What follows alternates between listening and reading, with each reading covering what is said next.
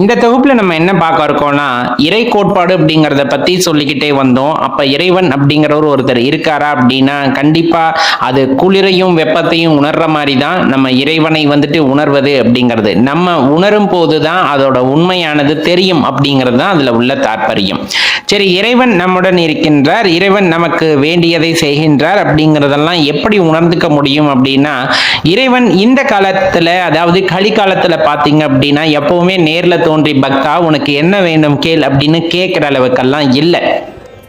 கலிகாலம் அப்படிங்கிறது ஆறு அறிவையும் நீயே பயன்படுத்தி எது நன்மை எது தீமை என்று கண்டறிந்து கொள், நன்மையின் வழியே செல்வதற்கு உனக்கு வாய்ப்பை தருகின்றேன், நீ பயன்படுத்தி கொள்கின்றாயா அப்படிங்கிறதுக்கான ஒரே ஒரு வழியைத்தான் இறைவன் கொடுக்கின்றார். நல்லது கெட்டது ரெண்டுமே முன்னாடி இருக்கு, நீ எதை எடுத்துக்க போற, நான் அதை தான் பார்க்க போறேன் அப்படிங்கிறது தான். இந்த இடத்துல உங்க மனம் கட்டுப்பாடா இருந்து ஒரே வகையில, அதாவது நல்லதை நோக்கி மட்டுமே நாம் செல்கின்றோம் என்றால் அந்த பாதை இறைவனை அடையும் அப்படிங்கிறதுல எந்த மாற்று கருத்தும் இல்லை. அதை விட்டுட்டு என் முன்னாடி இருக்கிற தீமை தான் என் கண்ணுக்கு தெரியுது, நன்மை தெரியல அப்படிங்கும் போது நம்ம அந்த பாதையில செல்லும் போது அதற்கான பலனை நாம் அனுபவித்துத்தான் ஆக வேண்டும். அதுதான் கலியுகம் அப்படிங்கிறது. அதுலேயே எந்த மாற்று கருத்தும் யாருக்கும் கிடையாது. இப்படி இருக்க சந்தர்ப்பத்தில் இறைவனை நான் எப்படி உணர்ந்து கொள்ள முடியும், நம்ம அவர் வந்துட்டு நம்ம கூட இருப்பதை எப்படி உணர்ந்து கொள்ள முடியும்னா, எளிதில் இனம் கண்டறிந்து கொள்ள முடியும் நண்பர்களே. எப்படி நம்ம சொல்றோம்னா, நம்ம பூஜை அறைக்கோ அல்லது கோவிலுக்கோ போய் நீங்க உணர்ந்துக்கணும் அப்படிங்கிற விஷயம் எல்லாம் அப்பாற்பட்ட விஷயம். நீங்க கோயிலுக்கு போனீங்கன்னா அதீத சக்தியை உங்களால் உணர முடியும். அதே போல பாத்தீங்க அப்படின்னா, நீங்க பூஜை அறையில இருக்கீங்க போதும் நிறைய அறிகுறிகள் அவர் உங்களுக்கு காட்டுவாரு. அது நீங்க பார்த்திருப்பீங்க. பூஜை அறையெல்லாம் பாத்தீங்கன்னா, நீங்க சாமி கும்பிட்டு இருக்கீங்கன்னா ஒரு பூ தவறி உங்க பாதத்துல விழுகுது அப்படிங்கும்போது உங்க வேண்டுதல் நிறைவேறதை குறிக்கிறதா இருக்கும். கோவில்ல பாத்தீங்கன்னா எலுமிச்சம்பழம் உங்களுக்கு கொடுக்கறதோ, அதாவது நீங்க சாதாரணமா போயிருப்பீங்க, உங்களுக்கான பிரசாதமோ பூக்களோ அல்லது எலுமிச்சம்பழமோ அல்லது சாமியிடம் இருந்து ஏதோ உத்தரவு மணி வருவதோ, இந்த மாதிரி எல்லாம் நிறைய நடந்திருக்கும். அதெல்லாம் இறைவன் இருப்பதை குறிக்கின்ற அறிகுறிகளாக நீங்கள் எடுத்துக்கொள்ளலாம். ஆனா அதையும் தாண்டி ஒரு விஷயம் இறைவன் உங்களுடனே இருப்பதை எப்படி நீங்க உணர்ந்துக்க முடியும்னா, ஒரு இடத்துல ஹெக்டிக்கா மாட்டியிருப்பீங்க. இந்த இடத்துல என்ன செய்யறது, இப்ப நான் எப்படி மீண்டு வர்றது அப்படிங்கிற மாதிரியான ஒரு ஹெக்டிக் சிச்சுவேஷன், ரொம்ப தர்ம சங்கடமான சூழ்நிலை நம்ம மாட்டிக்கிட்டு இருக்கும்போது நம்ம மனசு ஒரு விஷயத்த ஓங்கி சொல்லும், டே இந்த இடத்துல இருந்து தப்பிக்கிறதுக்கு இது ஒண்ணுதான்டா வழி, தயவு செஞ்சு இப்படி போயிடுறா அப்படின்னு சொல்லும். அங்கதான் இறைவன் இருக்கின்றார். நீங்க அதை தான் புரிஞ்சுக்கணும். நன்மை தீமையை உங்க முன்னாடி வைக்கல, உங்க மனசுக்குள்ளதான் அவர் வச்சிருக்காரு. அந்த நன்மை ஓங்கி பேசும் பாருங்க, அதுதான் அந்த கடவுளோட ஒளி அப்படிங்கிறது. அதைத்தான் நம்ம காது கொடுத்து கேட்கணும்.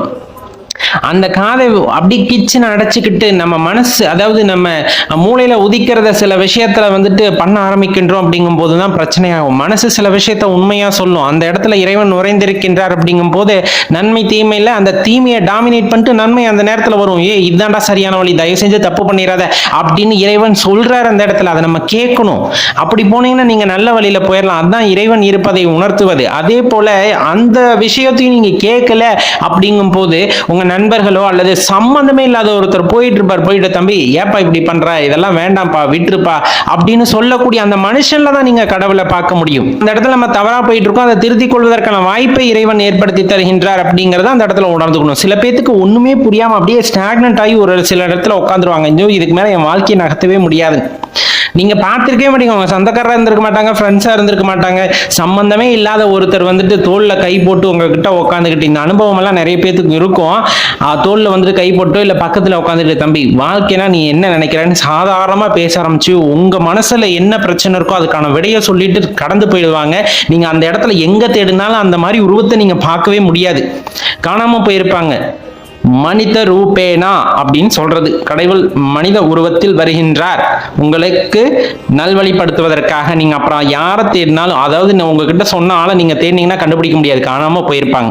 இந்த மாதிரி சில விஷயங்கள்லாம் இறைவன் உங்களுக்கு உணர்த்துவார். நன்மை எது தீமை எது அப்படிங்கறதெல்லாம் உணர்த்துவார். நம்ம அதை புரிஞ்சுக்கிறதுக்கான தன்மையோடு இருக்கமா, அதற்கான மைண்டை ஓப்பனா வச்சிருக்கமா அப்படிங்கறத ரொம்ப முக்கியம்.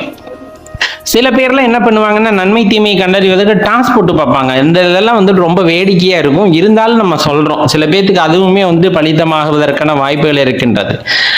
ரொம்ப ஜெனியூனா நம்ம யோசிக்க வேண்டியது ஆள் மனதின் குரலை காது கொடுத்து கேளுங்கள் அப்படின்னு. ஏன்னா நள்ளிருளில் நட்டம் பயின்று ஆடும் நாதனே அப்படின்னு சிவபெருமானை வந்துட்டு சொல்லும் போது நம்ம ஹிருதயத்துல பாத்தீங்க அப்படின்னா இருள் சூழ்ந்து இருக்கும். அந்த ரத்தம் எல்லாம் போயிட்டு இருந்தாலும் லேப்டாப் லேப்டாப் லேப்டாப் லேப்டாப்னு கேட்கிற சத்தமானது இறைவன் நடனம் ஆடுகின்ற ஓசையை போன்றது.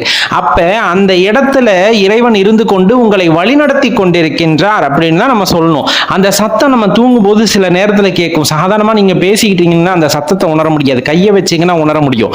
அமைதியான ஆழ்நிலை தியானத்துக்கு போனாலும் அந்த சத்தத்தை கேட்க முடியாது. அதாவது இறைவன் உங்களுக்குள் இருக்கிறார் அப்படிங்கறத அந்த நேரத்துல நீங்க உணர முடியும்.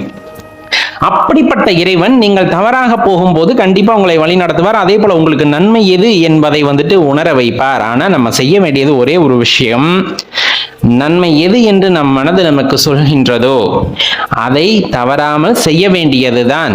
ஏன்னா அது இறைவனோட குரல் அப்படிங்கிறத மறந்துடாதீங்க. இதை நம்ம சரியா கேட்டுக்கிட்டோம்னா நமக்கு நன்மை எது தீமை எது, இந்த உலகத்தில் நாம் எது செய்ய வேண்டும் எது செய்யக்கூடாது அப்படிங்கறத இறைவன் நமக்கு வழிகாட்டி விடுவார். ஏன்னா எப்பவுமே அவர் உங்க கூட தாங்க இருக்காரு. நீங்க எங்கேயோ கோவில்ல போய் தேடணும், பூஜை அறையில போய் தேடணும் அப்படிங்கறதெல்லாம் கிடையாது. இறைவன் நம்முள் தான் நடனம் ஆடிக்கொண்டிருக்கின்றார். அவர் நமக்கு தேவையானதை தான் சொல்லி கொண்டிருக்கின்றார். நீங்க அவர் சொல்றத மீறி ஏதாவது பண்ணும்போது, வேண்டாம் அப்படின்னு சொல்ற விஷயத்த எல்லாம் செஞ்சு பார்ப்போம் அப்படின்னு நீங்க போகும்போது அது தவறாக போய் விடுகின்றது.